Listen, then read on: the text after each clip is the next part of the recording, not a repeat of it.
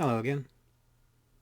On the evening of Friday the 13th of April 1956, Elvis performed at the Municipal Auditorium, Amarillo, Texas.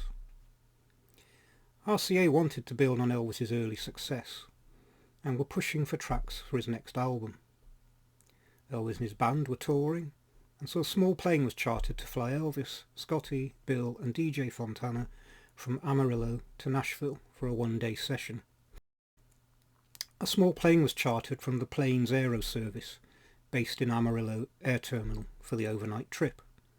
The cost was $747.50. The flight was to prove to be one that Elvis would not easily forget. The plane appears to have been a twin-prop Cessna, though I can't identify the actual model. The pilot planned to fly from Amarillo to Fort Smith, a distance of around 430 miles. There he planned to refuel for the onward journey to Nashville, which was another 430 miles. However, during the journey, the pilot lost his way. Scotty later recalled, "The pilot turned to me and said, 'Here, hold the wheel while I get the maps out from under my seat.'" Eventually they landed at an unknown airfield near a small town. Probably it was not even manned in the evening. A local police car arrived to see if help was needed. Getting directions from the police, the pilot took off and headed towards Little Rock, and there they landed to refill with gas. The plane then took off for the flight on to Nashville. But a few minutes into the flight, both engines cut out. The plane went into a dive, which must have been terrifying for the passengers. A witness statement sent to Planes Aero Office states, "The pilot pumped frantically to get the gas flowing. He explained that one of the tanks hadn't been filled and frantically switched to another tank." The plane eventually arrived near Nashville, and the pilot prepared to land. However, he now found that the landing gear would not operate. He circled the airfield, winding the gear down by hand. No doubt to the relief of Elvis and the band, they finally touched down safely. The statement continues, "Needless to say that by this time the boys had lost all confidence in the plane, and this coupled with the pilot's admitted unfamiliarity with that part of the country and seeming unsureness with night flying had them all completely unnerved." Not surprising. Elvis is stated to have said, "Man, I don't know if I'll ever fly again." And so they made their way to Studio B in Nashville. Not the best preparation for a recording session. In fact, nothing had been prepared. Steve Scholes had acquired a demo of a new song called "I Want You, I Need You, I Love You", written by Morris Meisels and Ira Kosloff. 14th of April 1956, RCA Studio B, Nashville.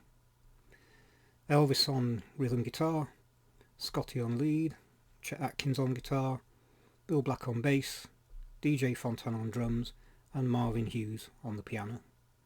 Backing vocals would come from Gordon Stoker, Ben Spear and Brock Spear.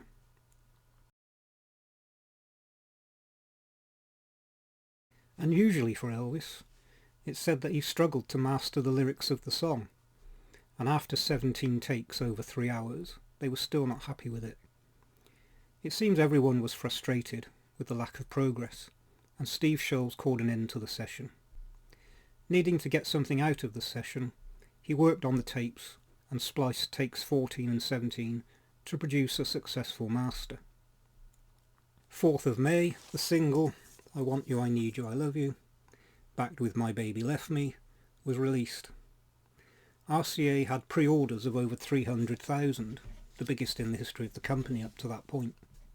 On the 5th of June, Elvis performed the song on the Milton Berle Show, and the single would climb up to number 3 on the Billboard Top 100 chart, and number 1 on the country music chart.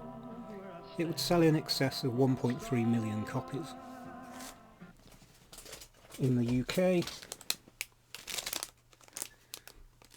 the single would reach number 14 on the UK chart.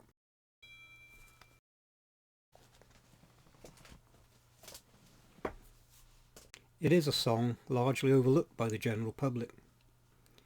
It has drama to it, Elvis's vocal is controlled and features more strongly on this track, I think, than anything he'd released before this time. In his final interview on the 8th of December 1980, John Lennon speaks about Elvis. If I hear Elvis, I heard him singing I want you, I need you, I love you the other day. I mean, I was just in heaven. I know, of course I was going back to my youth and remembering the dates and what was going on when I heard that music. The song also inspired another big hit. Jim Steinman, the songwriter of the Bat Out of Hell album, made famous by Meatloaf. He stated in a 2003 interview, someone asked him why songs were so complicated. At that moment, a radio nearby put on I Want You, I Need You, I Love You. Steinman stated that he started singing along and came up with I want you, I need you, but there ain't no way I'm ever gonna love you. But don't be sad. 2 out of 3 ain't bad. So back to Nashville, 14th of April 1956. Elvis and the boys were due to fly to San Antonio for a concert the next day.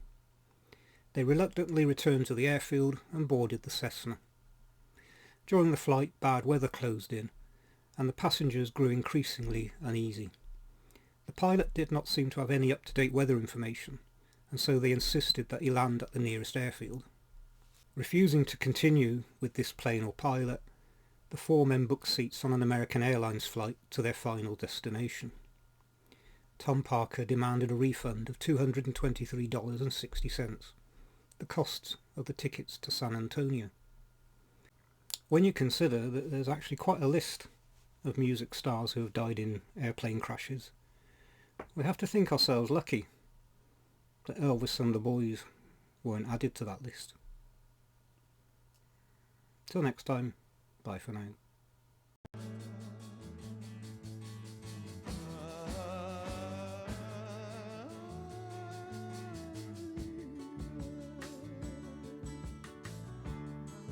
La la la